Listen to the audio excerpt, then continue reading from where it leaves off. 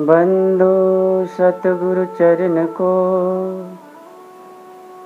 करो सो प्रेम प्रणाम। अशुभ हरन मंगल करन श्रीदेव चंद्र जिना। श्री प्राणनाथ निज मूलपति श्री मेहराज सुना। तेज कुंवरी श्यामा जुगल को पल पल करो प्रणाम।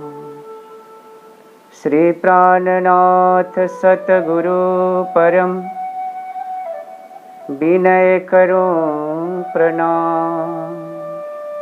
उगरहि बिकट कपाट उर सुमिरत जिनके नाम। उगरहि बिकट कपाट उर सुमिरत जिनके नाम। प्रणाम सुंदर साज। साक्षात अक्षरातीत धामधनी श्रीराज जी महाराज के चरण में प्रणाम करते हुए बाबा जी 108 दयाराम साहेब आपके छत्र छाया में रहकर, आपके कृपा के तले रहकर और सुंदर साथ के आशीर्वाद, सुंदर साथ के प्रेम के कारण प्यारे सुंदर साथ जी आप सभी सुंदर साथ के समक्ष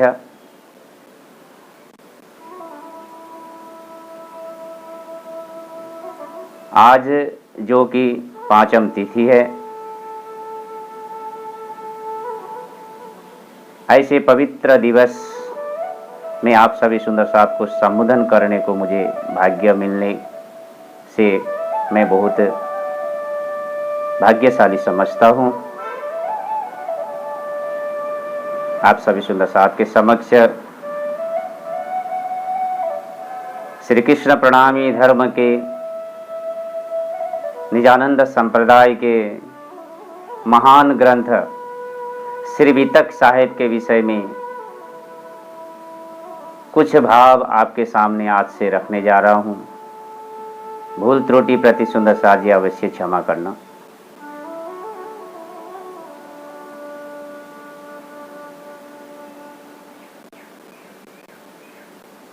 वितक साहेब ऐसे एक महान ग्रंथ जो सारा शास्त्र पुराण का निचोड़ सिद्धांत वितक साहेब में है। चाहे पुराण या बाइबल या गुरु ग्रंथ, संतों की वाणी, अनेक भाव को समेट करके लालदास महाराज ने वितक ग्रंथ को रचना किया।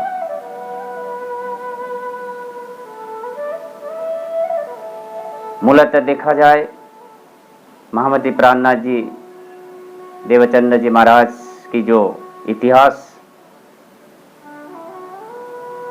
उनके अंतरात्मा में विराजमान ब्रह्मा आत्मा श्रीराज जी महाराज की लीला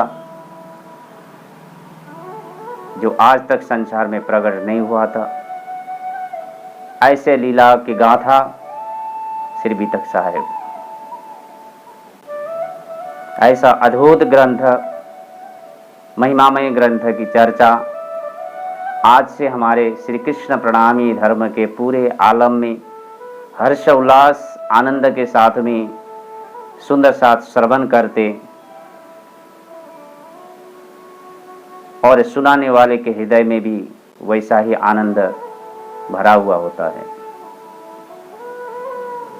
मेरे पवित्र भारतवर्ष युगों से इतिहास को, शास्त्र पुराण को अति प्यार करके आए हुए हैं। यहाँ के मनुष्य शास्त्र के ऊपर में मर मिटते हैं। यहाँ के सारे ज्ञानी जन। ऐसा ही एक प्रसंग हुआ था। चीन के परिव्राजक जब ह्यूएनसांग इस भारत भूमि में आया था, ह्यूएनसांग ने देखा कि भारतवर्ष में तो बहुत सारा शास्त्र पुराण का भंडार भरा हुआ है। विचार किया कि यह शास्त्र ले जा करके मैं घर में पढ़ूंगा, इसको समझूंगा। ह्वेनसांग ने बहुत सारा शास्त्र को ले करके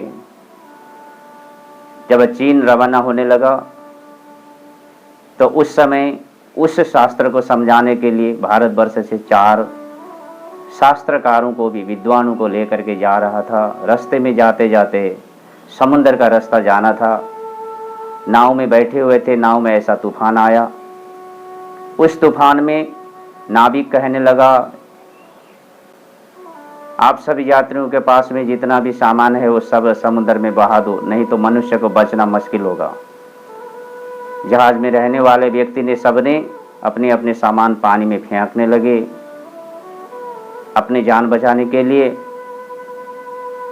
ह्वेनसांग के साथ में भी जो शास्त्र था और उनके साथ में जो विद्वान थे, उन विद्वान के हाथ में जो शास्त्र था, ह्वेनसांग को कहा, ह्वेनसांग हमारे पास में तो ऐसा वस्तु नहीं है शास्त्र, शास्त्र हमारा जीवन है। शास्त्र बगैर एक समाज जिंदा नहीं रह सकता, तो इसलिए शास्त्र को बचाना हमारा कर्तव्य है। आप इन शास्त्र को बचा करके लेके जाओ, इसके बदले में हम प्राण त्याग देंगे।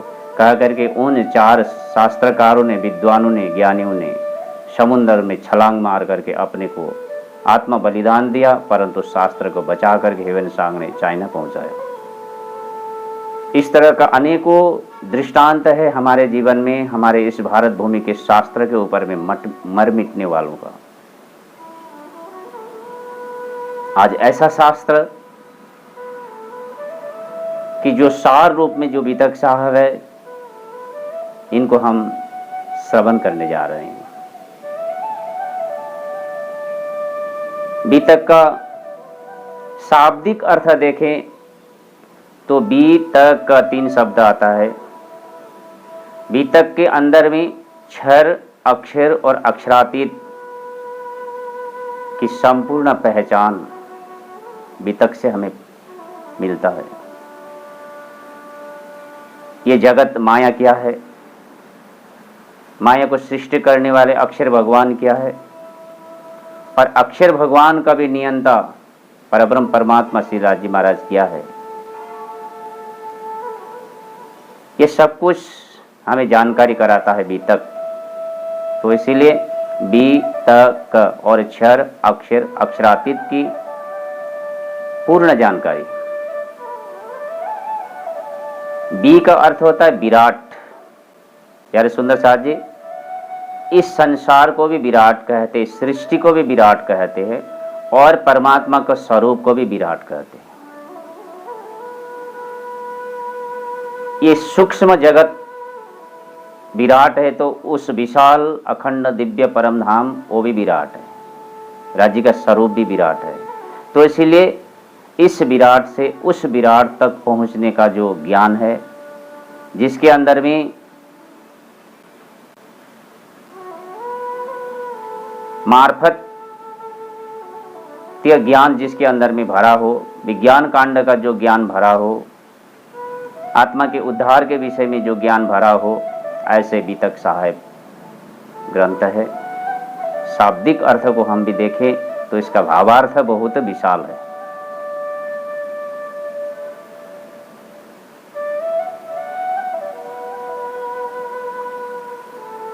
बीतक ग्रंथ को जो श्रवण करने का जो परंपरा, कहाँ से बीतक हमने इस श्रावण महीना में 5वीं तिथि से लेकर के कृष्ण जन्माष्टमी तक ये बीतक श्रवण करने का जो परंपरा हमें प्राप्त हुआ, इस विषय में आप सभी सुंदर साथ को संक्षिप्त जानकारी करा रहा हूं। विक्रम संवत 1740 में महाप्रभु प्राणनाथ जी महाराज 5000 सुंदर साथ को जमात को लेकर के भारत भूमि की इस पवित्र तीर्थ स्थान श्री 5 पद्मावतीपुरी धाम में ब्रह्म सृष्टि का आगमन होता है। छत्रसाल जैसा महान शिष्य गुरु भक्ति में ओतप्रोत होने वाले,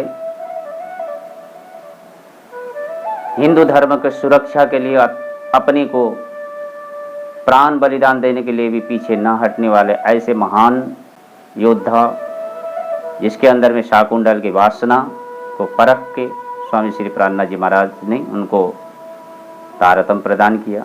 11 साल तक स्वामी श्री प्राणनाथ जी महाराज श्री 5 पद्मावतीपुरी धाम में विराजमान होकर के लीला किया। प्राणनाथ जी महाराज ने वहाँ विक्रम संवत 1751 की घड़ी है। प्यारे सुंदर साथ जी, इस समय के प्रसंग को याद करिए। हमने गत 2 दिन, तीज और चौथ के दिन, तीज के रात्रि पूरा होने से 45 मिनट बाकी था 6 बजने के लिए, चौथे तिथि शुरू होने के लिए इस समय स्वामी श्री प्राणनाथ जी महाराज का धाम गमन हुआ। इस देह की लीला को त्याग करके अपनी आत्मा को राज जी महाराज के चरण में पहुंचाए।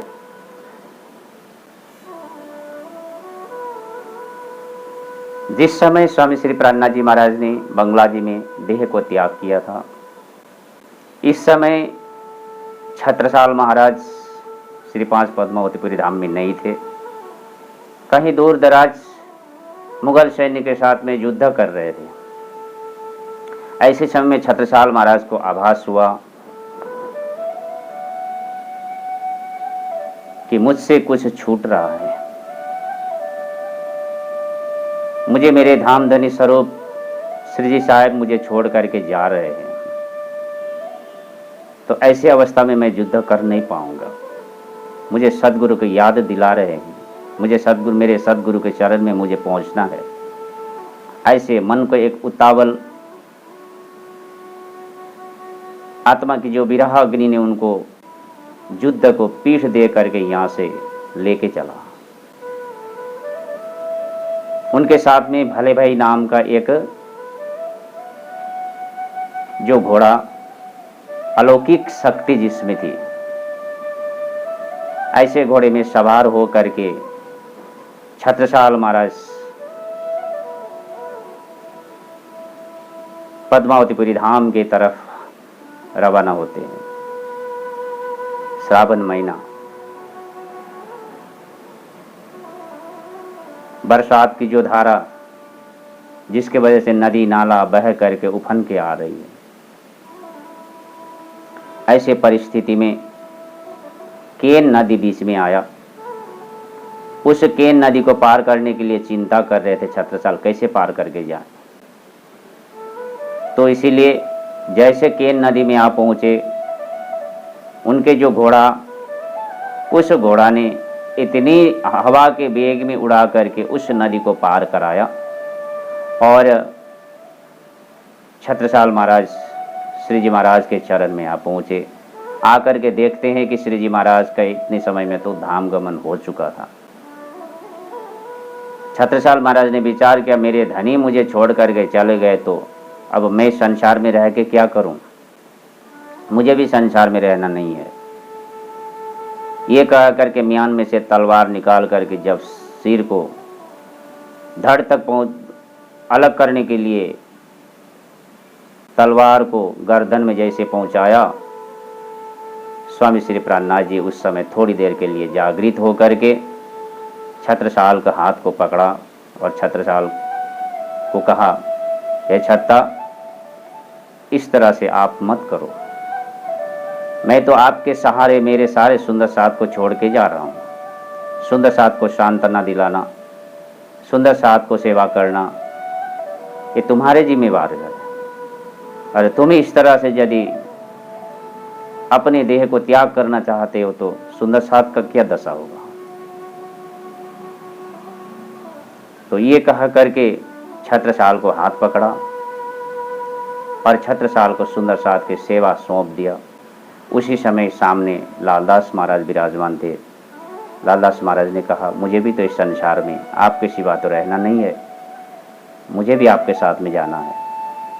तो उस समय लालदास महाराज को प्राणनाथ जी महाराज ने कहा, हे लाल, आप जरूर आओगे, परंतु मेरी एक सेवा,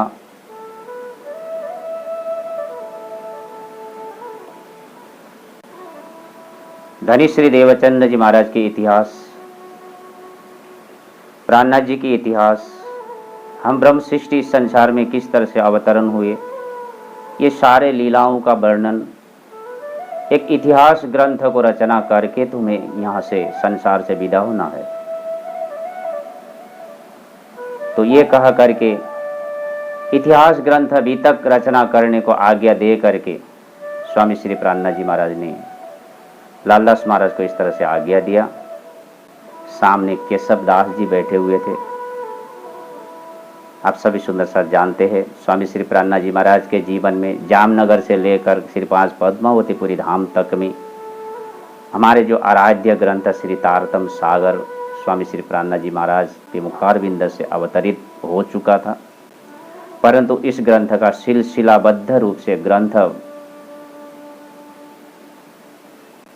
का जो संकलन नहीं हो चुका था। ग्रंथ का संकलन करने के लिए महामती प्राणनाथ जी महाराज ने केशव दास को हुक्म किया और एक अंश से केशव दास के हृदय में विराजमान होकर के तारतम सागर का जो संकलन केशव दास द्वारा कराया, ये जो हमारे 18,758 चौपाई से प्रणीत विशाल एक ग्रंथ, निजानंद संप्रदाय का आराध्य ग्रंथ, इस तरह से संकलन हुआ 1751 में। और इसके बाद में प्राणनाथ जी महाराज ने अपने शरीर को फिर समाधिस्थ कर दिया। पांचम के दिन सभी सुंदर साथ ने स्वामी श्री प्राणनाथ जी महाराज को गुम्मट में पधराया। हम सुंदर साथ के अति आराध्य धाम श्री 5 पद्मावतीपुरी धाम के जो गुम्मट साक्षात स्वामी श्री प्राणनाथ जी महाराज ने अपने हाथ से छत्रसाल को हुक्म किया और छत्रसाल और प्राणनाथ जी महाराज ने अपनी कर कमल द्वारा इस गुम्मट को निर्माण किया। प्राणनाथ जी महाराज को पता था कि मेरी समाधि इसी में ही, यानी अब स्वामी श्री प्राणनाथ जी महाराज को वहीं पधराया जाएगा। तो इस तरह से प्राणनाथ जी महाराज को आज पांचम के दिन गुम्मट में पधराया गया। आज के दिन लालदास महाराज ने आकर के बंगला जी में बैठे। बंगला जी में बैठ करके प्राणनाथ जी महाराज के हुक्म जो बीतक रचना करना है, बीतक रचना करने के लिए जैसे बंगला जी में बैठे प्यारे सुंदर साथ जी, आज जब आप बीतक श्रवण करने के लिए बैठे हो या बीतक सुनाने के लिए बैठे हो, बस वही भाव सुनाने वाले लालदास महाराज और हम सुनने वाले ब्रह्म सृष्टि हूं, ऐसे भाव रख करके हम बीतक को श्रवण करें। तो लालदास महाराज ने जब बीतक रचना करने के लिए प्रारंभ किया, हम सब जब बीतक को वांचन करते हैं, बीतक के मंगलाचरण के पहला शब्द ही लालदास महाराज लिखते हैं, श्री श्री श्री तीनों स्वरूपों का बीतक। प्यारे सुंदर साथ जी, 3 स्वरूप का विवेचन सर्वप्रथम यहाँ प्रकरण के ऊपर में ही ये हेडिंग शब्द लिखा हुआ है। श्री शब्द श्यामाजी वाचक शब्द है। श्री जब लगाया जाता है, श्री कृष्ण कहने से राधा कृष्ण कहने के बराबर है। श्री शब्द जब बोलते हैं, कृष्ण के आगे जब श्री कहा तो श्री शब्द राधा है। श्री राज कहने से पहला हम श्यामा जी का नाम लेते हैं और राज जी का नाम लेते, श्यामा जी और राज जी। श्री शब्द श्यामा जी सूचक शब्द है और ये श्यामा जी सूचक शब्द को 3 बार इसलिए लिखते हैं कि इस बीतक के अंदर में मेहर सागर में जो कहा गया है कि मोहम्मद 3 सूरत, मोहम्मद यानी श्यामा जी, रज्जी महाराज की जो आह्लादिनी शक्ति जो श्यामा जी है, श्यामा जी के 3 स्वरूप ही बसरी मलकी हक्की स्वरूप, या तो हादी मेहदी इमाम, ये श्यामा जी के अपने स्वरूप है। तो इस तरह इन तीनों स्वरूपों की जो लीला का पूर्णतः वर्णन बीतक साहिब में लिखी गई है। अब जैसे बसरी स्वरूप, बसरी स्वरूप अरब में आकर के कुरान के रूप में हमारे घर की जो वसीयत, ब्रह्म सृष्टि की जो अधिकार के जो ज्ञान, परम धाम के ज्ञान के अधिकार केवल ब्रह्म सृष्टि है, तो ऐसा वसीयत संसार में अवतरण करने वाले जो स्वरूप, उसे बसरी स्वरूप कहा गया है। क्योंकि इस संसार में ब्रह्म सृष्टि ने सर्वप्रथम परम धाम की निशानी कुरान से पाया था। महामती प्राणनाथ जी महाराज ने कुरान के अंदर में इन्ना आतेना और इन्ना इंजुलना नाम के जो प्रकरण है, इसके अंदर में परम धाम की 7 घाट, 3 तकरार की लीला कुरान के अंदर में प्राप्त होने से कुरान हमारे घर की जो बातें बखान करती है, तो इसलिए ये कुरान को अवतरण कराने वाले मोहम्मद को बसरी स्वरूप कहा गया है। कई निजानंद संप्रदाय के कट्टर हिंदूवादी जो है, मोहम्मद को बसरी स्वरूप मानने के लिए तैयार नहीं है, कृष्ण को बसरी स्वरूप मानते हैं। परंतु कृष्ण को बसरी स्वरूप कैसे मान सकते हैं? ये 3 जो स्वरूप है, ये जागनी ब्रह्मांड के स्वरूप है। मैं कृष्ण की विरोध नहीं कर रहा हूं। कृष्ण की ब्रजलीला के समय में हम कृष्ण की लीला को ब्रजलीला में, यानी परम धाम की जो श्री कृष्ण अक्षरातीत धामधनी की लीला को हम वर्णन करेंगे, परंतु जहां जिनकी महिमा लालदास महाराज जी ने रखे है, उसकी महिमा हमें पूर्ण रूप से वर्णन करना है। हमें किसी भी स्वरूप को यहाँ कम ज्यादा करके हम नहीं कर रहे। मोहम्मद का जो स्वरूप है, इसे बसरी स्वरूप कहा गया, कारण जागनी ब्रह्मांड के बीतक लिखे हैं, तो जागनी ब्रह्मांड में ये 3 स्वरूप बसरी मलकी हक्की जागनी ब्रह्मांड के स्वरूप है। जागनी ब्रह्मांड तो वहीं से प्रारंभ होता है जहां मोहम्मद आए रोशन। ये ब्रह्मांड है तीसरा, जहां मोहम्मद आए रोशन। तीसरी ब्रह्मांड के 3 स्वरूप है बसरी मलकी हक्की स्वरूप। तो इसीलिए बसरी स्वरूप विशेष करके मोहम्मद को ही माना जाता है। मलकी स्वरूप तारतम महामंत्र धनी श्री देवचंद जी महाराज ने 40 साल प्रयास करके कई जप तप किए, व्रत नेम सरोप स्नेह अति प्रेम, कई कसनी कसियति अंग, प्रेम सेवा में ना कियो भंग। प्रेम सेवा में मजबूर होकर परमात्मा साक्षात इस संसार में प्रकट होकर के धनी देवचंद जी महाराज को तारतम दिया। 16 अक्षरी तारतम के अंदर में ही समस्त 18,758 चौपाई का सार है। तो इसीलिए ये मिलकत, ये संपत्ति देवचंद जी महाराज ने प्रकट किया, तो इसीलिए इन्हें मलकी स्वरूप कहा जाता है। अब आए हक्की स्वरूप। बसरी स्वरूप और हक्की स्वरूप की सारे मुद्दा, बसरी स्वरूप और मलकी स्वरूप की जो सारे मुद्दा जिस स्वरूप को सौंपा गया, कुरान में लिखा भी था कि जो हक्की स्वरूप के अंदर में स्वयं खुदा अवतरण होंगे, स्वयं परब्रह्म परमात्मा अवतरण हो करके संसार को कजा करेंगे, न्याय करेंगे। तो ये स्वरूप को हक्की स्वरूप कहा गया। महामती प्राणनाथ जी के अंदर में मोहम्मद का मत्ता भी आया, धनी श्री देवचंद जी महाराज का मत्ता तारतम भी आया, और सबके निरूपण करने के लिए उस समय सूक्ष्म सूक्ष्म रूप से आए हुए शक्ति एक साथ में समागम हो करके हरिद्वार के बाद में जब स्वामी श्री प्राणनाथ जी परम पद्मावतीपुरी धाम में पहुँचे, उस समय सारा परम धाम के नियामत अवतरण हुआ। तो इस समय स्वयं प्राणनाथ जी महाराज परम धाम के साक्षात राज्य के स्वरूप ही पूर्ण रूप से बन गए। हक स्वरूप यानी परम धाम के जो राज्य महाराज का पूर्ण स्वरूप बन के सारा दुनिया को जीव ईश्वरी ब्रह्म सृष्टि को न्याय दिलाने के लिए जिन्हें जैसी करी फैल अपनी, तो इस संसार में जैसा भी जिसने कर्म किया गुण अवगुण सबको माफ किए और सबको इस तरह से संसार में जिसने भी जो भी जैसा भी कर्म किया था उन सबको माफ करके धनी बड़े दयालु है राजी महाराज प्राणनाथ जी महाराज बड़े दयालु है, तो सबको अपने शरण में मोक्ष देने के लिए स्वामी श्री प्राणनाथ जी महाराज इस समय श्री 5 पद्मावतीपुरी धाम में लीला कर रहे थे।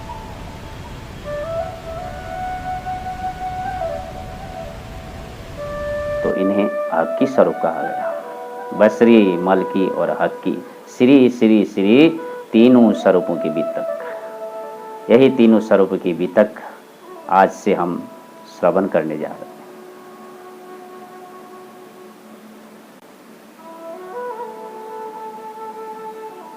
लालदास महाराज ने तो आज के दिन पांचम के दिन से जब बीतक लिखना प्रारंभ किया और आज से लेकर के अब अष्टमी तक में बीतक को समाप्त करेंगे, तो इसी परंपरा से आज हम पांचम के दिन से बीतक कथा प्रारंभ करते हैं। सुनने वाले श्रवण करने भी श्रद्धा से सुनते हैं और जन्माष्टमी के दिन इसे पूर्णाहुति किया जाता है। इसी परंपरा 450 साल पुराना परंपरा आज भी सुंदर साथ में उतने ही श्रद्धा से उतने ही उमंग से मना करके आ रहे हैं। कितने पवित्र दिन है आज। ऐसे महान जिन पुरुष को ब्रह्मा विष्णु महेश ने ध्यान तपस्या करके भी प्राप्त कर नहीं सके, ऐसे महान पुरुष की लीला गाथा को आज हम श्रवण कर रहे हैं। प्यारे सुंदर साथी, बीतक इतना सरल नहीं है, बहुत महान है। सृष्टि ने जो नहीं पाया, संसार के जो नारायण से आदि नारायण से लेकर शेष नारायण तक संसार में जितना भी देवी देवता है, इन्हें इस पदवी को किसी ने भी नहीं पाया, सुनने को नहीं मिला था। एते दिन त्रिलोक में होती जो बुद्ध सुपन्न सो बुद्ध जी बुद्ध जागृत प्रगटे पुरी नौतन। ऐसा बुद्ध का स्वरूप इस संसार में प्रकट हो करके तारतम को जाहिर किया। ये तारतम का ही तो अंश स्वरूप, तारतम का ही सिद्धांत श्री बीतक साहेब है। ऐसे ग्रंथों को आज श्रवण करने हम जा रहे हैं। कितने भाग्यशाली सुंदर साथी, विचार करके देखें।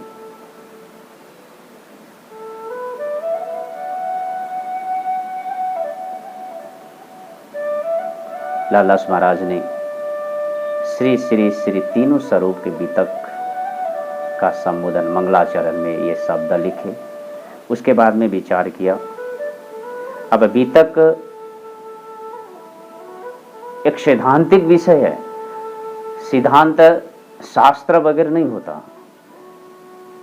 शास्त्र ले चले सतगुरु सोई, बाणी सकल को एक अर्थ होई।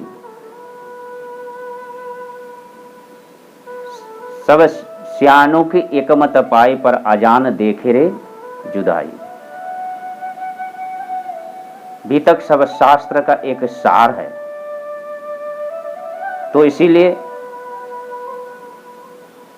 मंगलाचरण में महामती लालदास महाराज विचार कर रहे हैं। कुछ सिद्धांत तो आगे रखने से पहले मैं शास्त्र के कुछ साक्षियां रखूं। ब्रह्ममणि ब्रह्म सृष्टि इस संसार में अवतरण होने की बात किस शास्त्र में लिखा हुआ है? 18 शास्त्र मध्य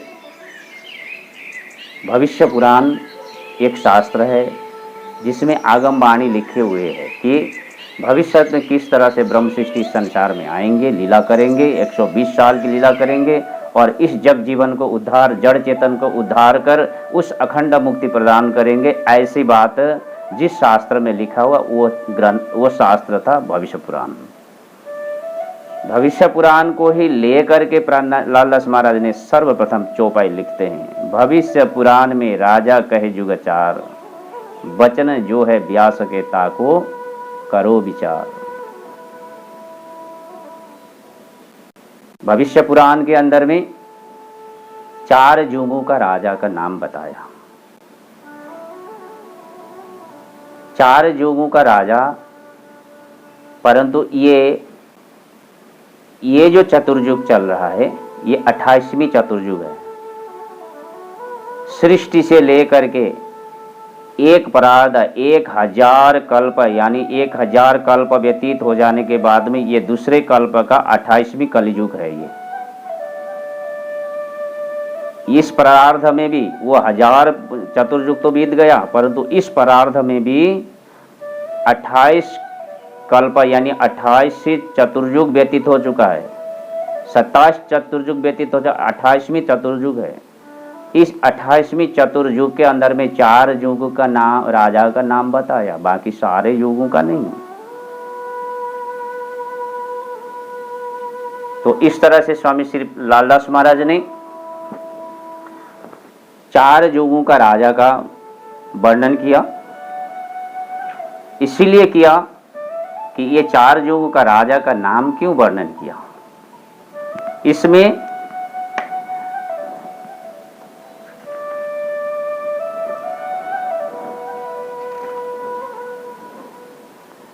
कलियुग,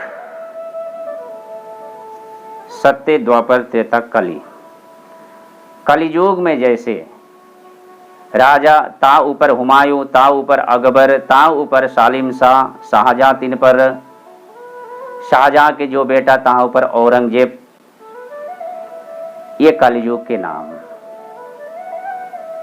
अब ये जो औरंगजेब है, औरंगजेब इस भारत कि इस महान गादी पर सम्राट का एक पदवी पर था। उसी औरंगजेब के अंतर आत्मा में ही परम धाम की जो ब्रह्मात्म शकुमार बाई का जो वासना उसके अंदर में समाहित था, एक तरफ से। और दूसरी तरफ से यहाँ कहते इसी औरंगजेब के समय में दुनिया को प्रमाण देने के लिए, दुनिया को साक्षी देने के लिए, शास्त्र के कहे अनुसार जब औरंगजेब इधर राज कर रहे थे तो इस तरफ, इस कलियुग के इस पवित्र धराधाम, इस भारत भूमि में आगे ता ऊपर औरंगजेब, ये कलियुग के नाम। आगे अवतार होएगा बुद्ध कल की इस ठाम। अब इस औरंगजेब के बोलबाला के समय में यहाँ बुद्ध कल की अवतार होने वाले हैं। अवतार लीला ढांपी हती, ये लीला ढांपी हती अवतारों दरमियान 24 अवतार के बीच में जो बुद्ध और कल की अवतार है, ये बुद्ध और कल की अवतार के अंतर में जो ये परमात्मा साक्षात अक्षरातीत की लीला इसमें समाहित था।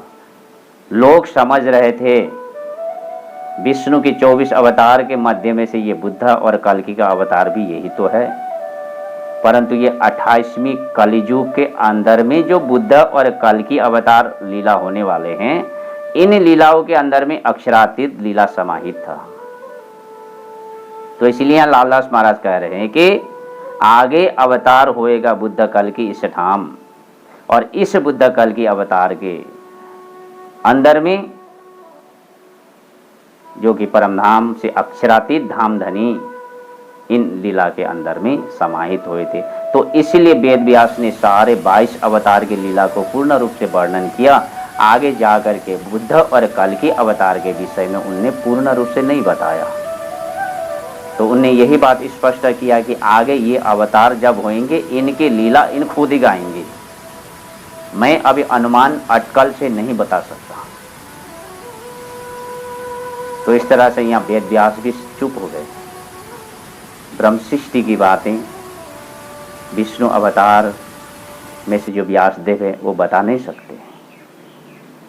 और जब बुद्ध और कल्कि स्वयं स्वामी श्री प्राणनाथ जी महाराज के अंदर में समाहित है, धनी श्री देवचंद्र जी महाराज बुद्ध का अवतार है और स्वामी श्री प्राणनाथ जी महाराज कल्कि का अवतार है। एक समय में जा करके ये बुद्ध और ये कल्कि दोनों एक रूप हो करके इस संसार में कलुषता को विनाश करने के लिए, अज्ञानता को विनाश कर संसार के सारे जीवों के हृदय को पवित्र कर परमात्मा के शरण में इन जीवों को, इन आत्माओं को अखंड मुक्ति प्रदान करने के लीला करेंगे। आगे अवतार होएगा बुद्ध कल्कि स्थान। बुद्ध कल्कि की लीला विष्णु का अवतार मत समझो। श्री महामती कहे ये साथ जी शास्त्र कहे यूं कर। महामती प्राणनाथ जी लालदास महाराज कह रहे कि मैं नहीं कह रहा हूं, बुद्ध स्तोत्र नाम करके एक शास्त्र है, बुद्ध कल्कि प्रकट होने की जो बात, इसमें अनेकों साक्ष्यां लिखा हुआ है। आप वहां जाकर के देखिए तो इसलिए महामती लालदास महाराज कहते हैं भविष्य पुराण में ऐसे अनेकों बात है। अभाविनो भविष्यन्ति मुनयो ब्रह्म रूपिणे। तो इस तरह से किसी एक समय में ब्रह्म मुनि स्वरूप परमहंस इस संसार में अवतरण होने की जो भविष्यवाणी भविष्य पुराण भी कर रहा है। आगे अपने भी तक सो लीजो चित्त था। और ये जो बुद्ध और कल्कि अवतार है इनमें अपने भी तक समाहित है। अपनी भी तक कहने से महामती लालदास महाराज कह रहे ना, महामती लालदास महाराज स्वयं ब्रह्म सृष्टि है और वहां श्रवण करने वाले भी जो भी बैठे वो स्वयं ब्रह्म सृष्टि है। तो यहाँ अब ये परिवेश में आप सभी सुंदर विचार कर देंगे, अपने बोलेंगे तो यहाँ ये ब्रह्म सृष्टि की भी तक जो कि आगे अपनी भी तक सो लीजिए चित्तधर। अब यहाँ जो बुद्ध कल्कि अवतार ये इस तरह से ये सत्य द्वापर त्रेता कली में इतने राजा जब व्यतीत हो गए, तो इतने राजा व्यतीत हो जाने के बाद में कलयुग के अंत में जब बुद्ध कल्कि अवतार होंगे, इन बुद्ध कल्कि अवतार के अंदर में अपनी लीला समाहित है, ब्रह्म सृष्टि की लीला समाहित है।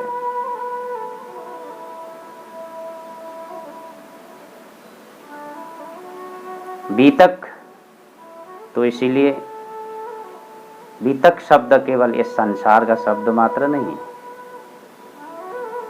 वाणी में भी कई बार स्वामी श्री प्राणनाथ जी महाराज ने बीतक शब्द को रखा है। वृतांत, बीतक का अर्थ था वृतांत। ऐसे तो महामती प्राणनाथ जी महाराज के एक पट शिष्य बहुत ज्ञानी विद्वान जो थे श्री पांच पद्मावतीपुर धाम में बख्शी अंशराज जी, उनने जो वृतांत मुक्तावली लिखे हैं, लेकिन कितना सुंदर नाम है वृतांत। बीतक मतलब वृतांत है और मुक्तावली ब्रह्म सृष्टि की एक एक गाथा संसार के कोई मुक्ता से भी बहुत ऊंचे है, हीरा माणिक मोतियों से भी बहुत ऊंचे पदवी के है। ब्रह्म सृष्टि एक एक हीरे बराबर है, तो इसीलिए उनको मुक्ता कहा गया।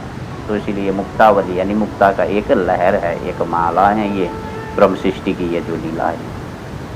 तो इसलिए यहाँ भी वृतांत शब्द लिखा हुआ है, बीतक यानी वृतांत है।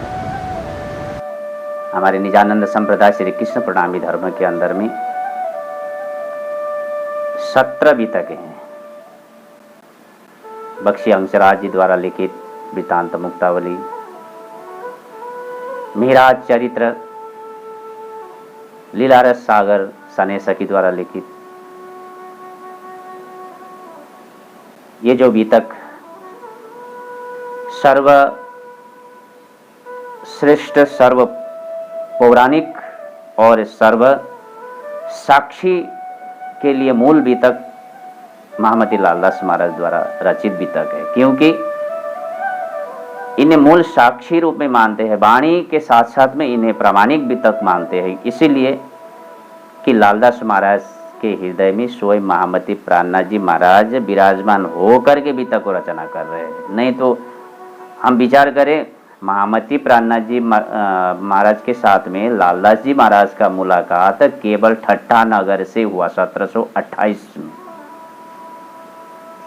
इस संसार में विक्रम 1638 में देवचंद्र जी महाराज, धनीश्री देवचंद्र जी महाराज का जन्म हुआ था।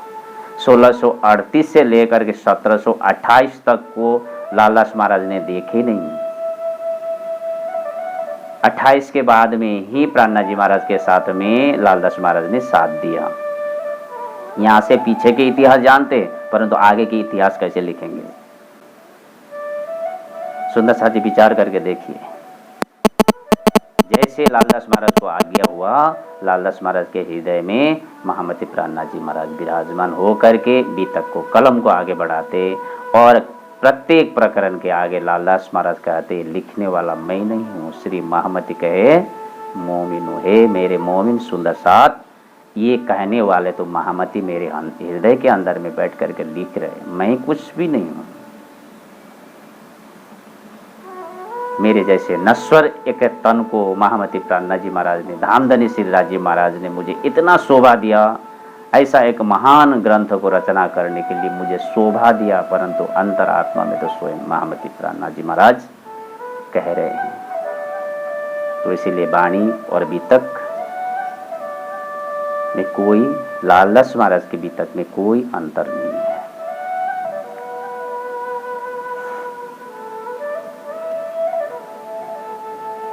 तो इस तरह से 4 युग का राजा को वर्णन करके अंतिम में बुद्ध काल की प्रकट होंगे और वो बुद्ध काल की के स्वरूप में धनीश्री देवचंद्र जी और प्राणनाथ जी महाराज की लीला समाहित है। धनीश्री देवचंद्र जी, प्राणनाथ जी महाराज दोनों ब्रह्म सृष्टि थे। ये ब्रह्म सृष्टि की लीला यहाँ से आगे अब महामती लालदास महाराज वर्णन करने वाले हैं। तो इसलिए ये पहला प्रकरण मंगलाचरण के रूप में शास्त्र के कुछ वचन को ला करके राज्य को स्मरण कर, याद करके, या इस तरह से मंगलाचरण की बातें यहाँ वर्णन कर रहे हैं। प्यारे सुंदर साथ जी, आप भागवत को देखिए, भागवत में भी 2 जगह में मंगलाचरण है। सच्चिदानंद रूपाय विश्वोत्पत्त्यादि हेतवे तापत्रय विनाशाय श्री कृष्णाय वयम नमः। भागवत में इस तरह सर्वप्रथम मंगलाचरण के रूप में वर्णन करते हैं, तो अंत में जाकर के भी मंगलाचरण रखे हुए हैं। तो इसे बीतक में भी लालदास महाराज ने शुरू में मंगलाचरण रखे, तो पीछे जाकर के छत्रसाल महाराज के इतिहास श्री 5 पद्मावतीपुरी धाम स्थापना हो जाने के बाद में सेवा का प्रसंग जब शुरू होता है, तो वहाँ पूर्ण रूप से मंगलाचरण प्राणनाथ जी लालदास महाराज ने रखे हुए हैं। तो इसीलिए हमारे भी दैनंदिन जीवन में 2 बार तो मंगलाचरण होना ही चाहिए। सुबह उठ करके भी राज्य को हम एक बार याद करेंगे कि आज के दिन में जो भी हम कार्य करें, राज्य महाराज ऐसा कर्म न कराएं कि हमारा सिर नीचा होना पड़े। आपका स्मरण हम में से कभी भी हृदय से न छूटे। राज्य महाराज को इस तरह स्मरण करते करते, मंगलाचरण करते करते दिन को प्रारंभ करना चाहिए। और संध्या समय में भी हमें यही मंगलाचरण करना चाहिए कि हे राज जी, आज का दिन जिस तरह से आपने व्यतीत किया और रात भी इसी तरह से व्यतीत हुए, आप के साथ में, आपके स्मरण में, नींद में भी आपका याद न जाए, सपना में भी आपका याद न जाए। तो इसलिए रात और दिन दोनों ही मेरा सुधर जाए। तो इस तरह से रात और दिन सुधर जाए तो 365 दिन सुधर जाएगा, और पूरी जीवन इस तरह से सुधर जाए तो अवश्य वो आत्मा श्री जी महाराज के चरण में पहुंचता है। बीतक साहिब में 2 बार मंगलाचरण करने की तात्पर्य ये है, हम भी जीवन में शाम और सुबह कम से कम राजी महाराज को इस तरह से गुणगान गाए, राजी महाराज को शाबाशी कहे, शुक्राना बजाए। प्यारे सुंदर साथ जी, इसी प्रसंग के साथ बीतक को मैं यहाँ विराम दे रहा हूँ। कल के प्रसंग में अपनी बीतक संसार से लेकर के मूल मिलावा से किस तरह से हम ब्रह्म प्रिया इस संसार में खेल देखने के लिए आए, ये प्रसंग मैं कल आप सभी को सुंदर साथ को सुनाऊंगा। आज के विषय को मैं यही विराम दे रहा हूँ। बोले श्री कृष्ण कन्हैया लाल की जय, धाम के धनी की जय, बाबा जी दयाराम साहेब आपकी सदा ही जय। प्यारे सुंदर साथ जी प्रणाम।